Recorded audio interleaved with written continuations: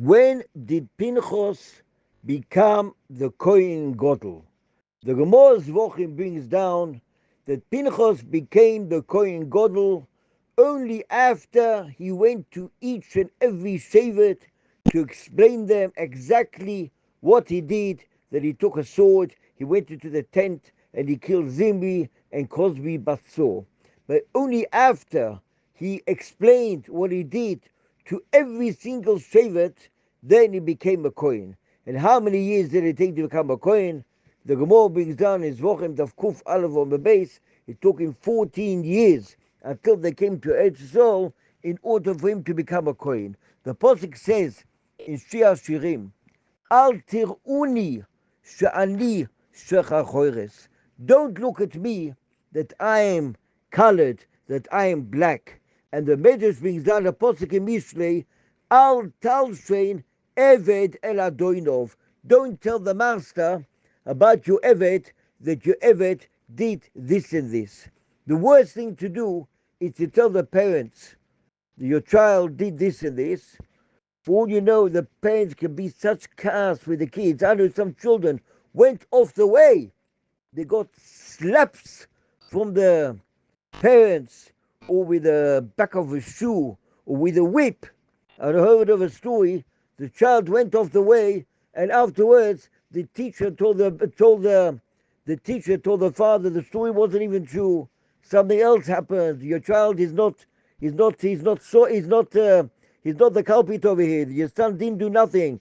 Someone maybe blamed your son, and instead of the father finding out exactly the exact story, he gave his child a whip, and the child went off the way. There's a few stories like this. From here you see the Pasuk says, Al talshein eved el adoinov. What does it mean? You have the master, don't tell the master, loshen hor, or chilas, or lich, or dirt. Al talshein hashana, about your eved. That's what you see in this week's Seder. Pinchas ben Elazar, what he did, we cannot understand what he did. Haloch of ein moirenkein, if you would have asked Moshe Rabbeinu. But he was moisen nefesh. He was muchen to die. He was muchen to get killed. Even if all the Shvat Shevet Shimon would kill him, you're going into the tent. You're going to Chadei Chadorim inside. You know, you'll get killed. You take a sword out, they can kill you. If they would have killed you, they would have been potter, because you got to din overrated. Who told you to go into the tent of Nazi Shevet Shimon? The Afa became.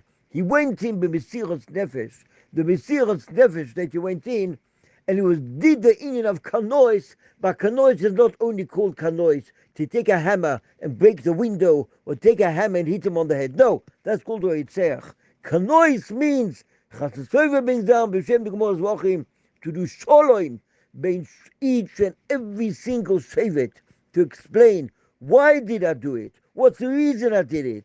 Oh, because we didn't know. You explain and everything shalom, but all the shvatim, that's called kanois.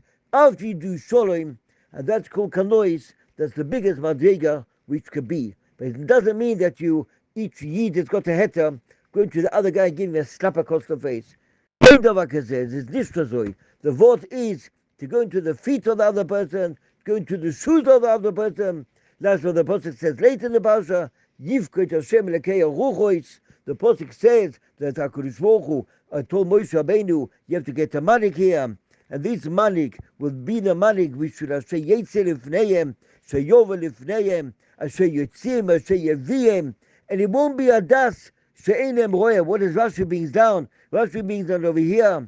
Look at the Chmachu Umis Ha'olam, and it means to say that this manik goes into the shoes of the other guy, goes into the shoes of the nation, understands his people, understands his the whole kehillah.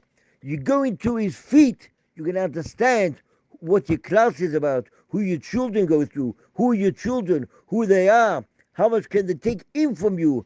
That's called Yifkot Hashem Lekei Ruchos. That's the din of a manik. That's the din of Moshe Rabbeinu. That's the din of Eliyahu Novi. That's the din of Yeshaya Novi, that a Baruch shouldn't come with them tinus. Or look, he's Tomei. You're a Tomei person. You can say that, but you cannot say, I'm Tomei or Nochi Yoshovis. You have to know it to know, to go to the feet of the other person, to understand the other Yid.